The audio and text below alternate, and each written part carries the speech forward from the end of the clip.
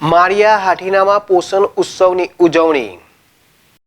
બાળકો, કિશોરીઓ, સગર્ભા ધાત્રી માતાનું પોષણ થાય અને આરોગ્ય સ્તર સુધરે અને રોજિંદા આહારમાં પૌષ્ટિક ખાદ્યનો ઉપયોગ થાય તે માટે મિલેટ THRના પ્રચાર પ્રસાર અર્થે મહિલા અને બાળ વિકાસ વિભાગ દ્વારા પોષણ ઉત્સવ 2024-2025 અંતર્ગત કાર્યક્રમ યોજાયો।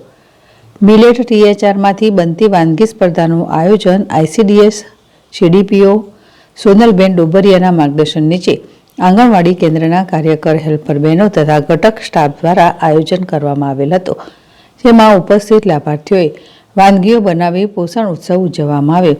આ તકે ઉત્સવના સ્પર્ધકોમાંથી THR અને મિલેટ્સમાંથી બનાવેલ વાનગીઓમાંથી 3 ટન સ્પેકોની કામગીરી ઉત્કૃષ્ટ હોય, જેમાં THR વાનગીમાં પ્રથમ, દ્વિતીય અને તૃતીય ક્રમે વિજેતાઓને પસંદ કરી પ્રમાણપત્રો આપવામાં આવેલ હતા।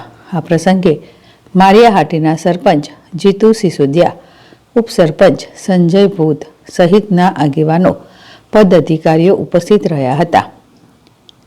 પ્રતાપ સિસોદિયા, ZSTV, માળિયા હાટીના।